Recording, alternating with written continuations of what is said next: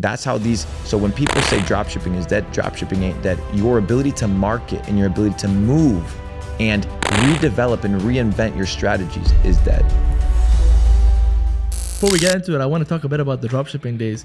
How was the dropshipping journey, the e-commerce business? When did you make your first money? Let's say your first $1 million month, or even went on to make your first $1 million day. Talk us through that 2007. process. First of all, do you care to say what you were selling on? Oh yeah, I'll tell you what my biggest niche was. My biggest niche was home products. Why? Because I understood that I needed a few things in order to succeed in dropshipping. One is I needed an evergreen market. I needed to sell a product that wasn't a one-off.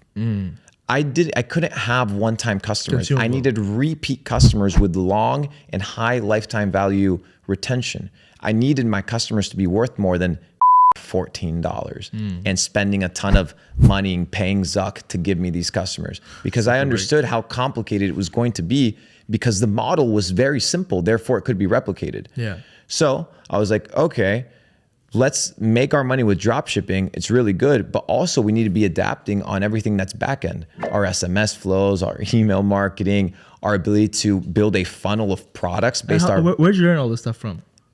Bro, it's all on the internet and it's logic. If you're thinking about a customer journey, right? Let's say you enter into my business. Yeah. A lot of this has to do with logic. People are like, oh, where did you learn this shit? Where did you read this? Sometimes you just have to sit down and analyze. Sometimes you just have to sit down and think. Most people don't think. They don't have any time to think. They're always scrolling away and they have time. They don't make it. Yeah. They don't make time to think. And when you understand that thinking is actually a skill, you begin to develop it. Yeah. Thinking is a skill set. I spent, in fact, it was about 8 to 12 months sitting around a fire. Literally, it was my job to sit around the fire and we were just masterminding. I would bring different people into my house. I would come spend a few weeks with us and we would literally sit down and mastermind. I didn't make money for that period of time. We were making, 100, 200K a month, light work, but I spent my entire time developing how to think.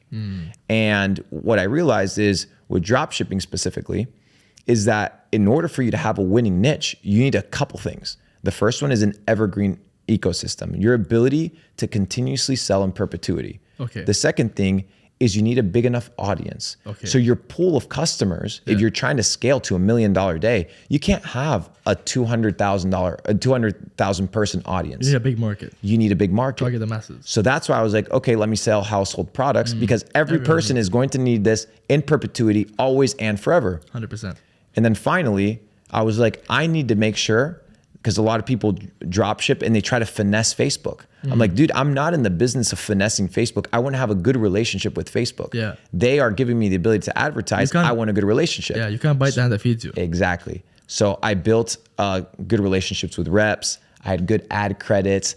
And what I came to realize is I can actually still succeed and follow their terms and conditions. So when COVID rolled around, which was our first kind of like $1 million day, was $1 million in a day. Light work. I've done $5 million in a day. Profit. It's nothing, bro. What you're looking at here, Dubai, what I'm doing is pennies, dude. You look in Dubai, these printing $1 billion a day. So when all these kids on the internet, they're like, oh, $5 million, there's no way. Dude, you have no idea the level of wealth there is out there, and your pee-wee brain can't get it. It's okay. So $5 million is chump change. I see it as a stepping stone to what we're going to be doing in the future. So a lot of people are like, oh, $5 million, show the receipts. Bro, out here doing $1 billion a day. And the receipts are there because they've seen your projects. Oh yeah, you can see the projects. You can literally go on my highlights where I'm literally telling my to literally buy every single thing that I bought. I told people to literally buy Bored Ape Yacht Club at 4 ETH, where I was literally buying them up. People didn't listen. I told people to cash out of crypto at $4,000 in ETH. I sold all my ETH at $3,950. Every single penny of it. I have order blocks on my Binance that show $1 million to $2 million sales at that price. Most people were greedy at the time. They wanted to hold for more. Most people are gambling. Most people don't understand that the goal is to accumulate wins. It's compounding wins that matter. It's not this idea of one big win, dude. I'm in the business of big wins now, but when I started off, I wasn't in the business of a big win. I needed consecutive wins. Why? I needed to build up my self-esteem. I needed to build up my dubs, and I needed to build up the confidence that I could actually do bigger deals. Yeah.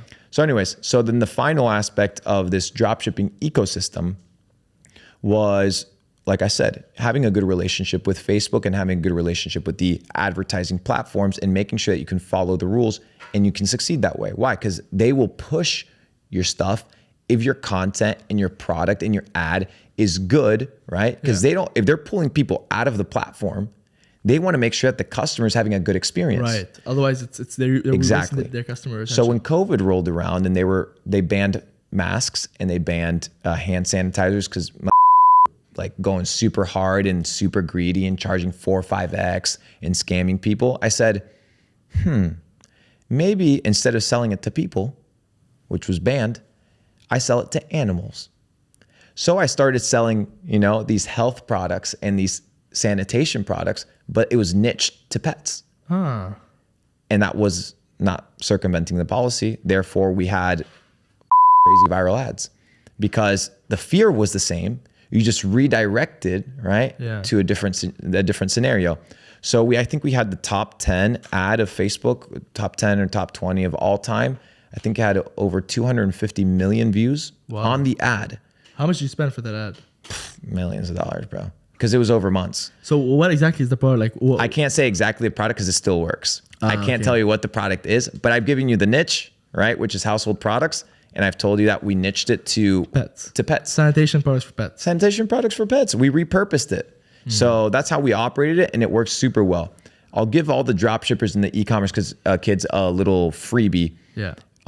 What really helped us in our ecosystem and our ability to, because your ad is an ecosystem. It's not just a placement. That's what people don't understand. Your ad is designed, right, by nature to just be in front of people.